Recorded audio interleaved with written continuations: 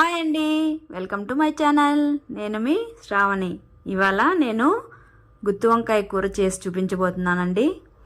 అబ్బాయి, గుత్తి వంకాయ అంటే నాకు ఎంత ఇష్టం అంటే చెప్పలేనండి. నా ఒక్కరికే కాదు, అందరికీ చాలా ఇష్టం అండి కదా. అయినా గుత్తి వంకాయని ఇష్టపడిన వాళ్ళు ఎవరుంటారండి? నా స్టైల్లో ఒకసారి ట్రై చేసి చూడండి. ఆహా, ఏమి రుచి అనాల్సిందే. ఇంకెందుకు ఆలస్యం, మరి స్టార్ట్ చేసేద్దాం. పాన్ పెట్టుకొని అందులోకి పల్లీలు వేసుకొని లో ఫ్లేమ్లో మంటను పెట్టుకొని వేయించుకోవాలి. పల్లీలు వేగిన తర్వాత ఇందులోకి మెంతులు, జీలకర్ర, అలానే నువ్వులు వేసి వేయించుకోవాలి. వేగిన తర్వాత ఒక ప్లేట్లో తీసుకొని పక్కన ఉంచుకోవాలి. తర్వాత నేను ఇక్కడ నల్ల వంకాయలు తీసుకుంటున్నానండి.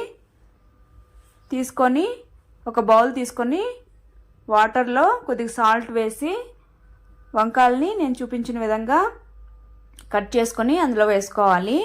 ఇలా సాల్ట్ వాటర్లో వేసుకోవడం వల్ల కలర్ అనేది చేంజ్ అవ్వకుండా ఉంటుందండి.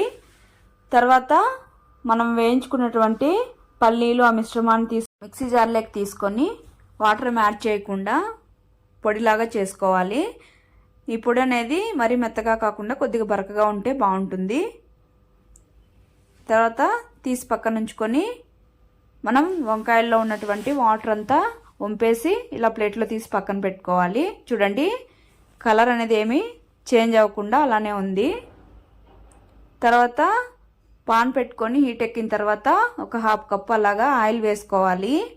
ఇక్కడ ఆయిల్ అనేది కొద్దిగా ఎక్కువగానే పడుతుందండి.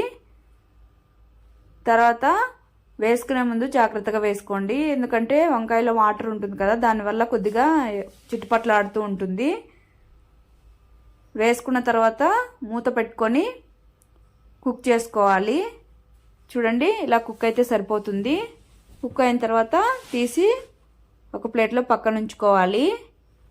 తర్వాత అందులోనే ఆయిల్లోనే ఆవాలు, జీలకర్ర, అలానే కరివేపాకు వేసుకొని చిట్పట్లానివ్వాలి. తర్వాత ఇందులోకి మనము ఆనియన్స్ అనేవి సన్నగా కట్ చేసుకోవాలి. వేసుకున్న ఆనియన్స్ కూడా మంచిగా బ్రౌన్ కలర్ అయ్యే వరకు కుక్ చేసుకోవాలి. ఆనియన్స్ కూడా కుక్ అయిన తర్వాత ఇందులోకి నేను ఒక చిల్లీ ఒక 2 వేసుకుంటున్నాను. అలానే ఒక 2 మీడియం సైజ్ టమోటాలు సన్నగా కట్ చేసుకొని వేసుకోవాలి. తగినంత ఉప్పు వేసుకొని ఒక స్పూన్ జింజర్ గార్లిక్ పేస్ట్ వేసుకొని ఒకసారి మిక్స్ చేసుకొని కుక్ చేసుకోవాలి. తర్వాత ఇందులోకి హాఫ్ స్పూన్ పసుపు, ధనియాల పొడి, అలాగే కారం వేసుకోవాలి. కారం తగినంత వేసుకోండి. అలానే చిల్లీ కూడా వేసుకుంటాం కాబట్టి ఇవంతా లో ఫ్లేమ్లో పెట్టుకొని మంటని కుక్ చేసుకోవాలి. కుక్ అయిన తర్వాత బ్రింజాలు వేసేసుకొని ఈ కారం అంతా బ్రింజాలకు పట్టేలాగా ఒకసారి మిక్స్ చేసుకొని మూత పెట్టుకొని కుక్ చేసుకోవాలి. తర్వాత కుక్ అయిన తర్వాత ఇందులోకి చింతపండు గుజ్జును తీసుకొని వేసుకున్నాను. నేనైతే కొద్దిగా ఎక్కువే వేసుకుంటానండి. లేదు నార్మల్గా కావాలనుకుంటే నిమ్మపండు సైజ్ అంత సరిపోతుంది. వేసుకొని చింతపండు పులుపుని మూత పెట్టుకొని ఒక 2 నిమిషాలు కుక్ చేసుకోవాలి. ఆల్రెడీ బ్రింజాలు అనేది మనం వేయించుకున్నాం కాబట్టి ఎక్కువ కుక్ అవ్వాల్సిన అవసరం లేదు. మనకు పులుసు మాత్రం కుక్ అయితే సరిపోతుంది. చూడండి, బ్రింజాలు కూడా కుక్ అయిపోయింది. తర్వాత ఇందులోకి మనం పౌడర్ చేసుకున్నటువంటి పొడి వేసేసుకొని ఒకసారి మిక్స్ చేసేసుకోవాలి. కన్సిస్టెన్సీ థిక్గా అనిపిస్తే కొద్దిగా వాటర్ యాడ్ చేసుకోవాలి. నేనైతే ఒక హాఫ్ గ్లాస్ కంటే ఇంకా తక్కువ వాటర్ యాడ్ చేసుకొని మిక్స్ చేసుకొని మూత పెట్టుకొని ఒక 2 మినిట్స్ అలా కుక్ చేసుకున్నాను. తర్వాత స్టవ్ ఆపేసి కొత్తిమీరతో గార్నిష్ చేసేసుకొని సర్వ్ చేసేసుకోవడమే. ఇంతే అండి, సింపుల్గా బ్రింజాల్ కర్రీ రెడీ.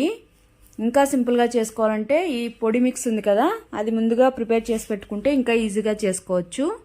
ఇదైతే రైస్, రోటీ, చపాతీ, తర్వాత రాగి ముద్దలకి ఎస్పెషలీ సూపర్గా ఉంటుంది. అంతే అండి, మీరు ట్రై చేసి తప్పకుండా మీకు ఎలా వచ్చిందో కామెంట్ చేయండి. Okay, bye, take care.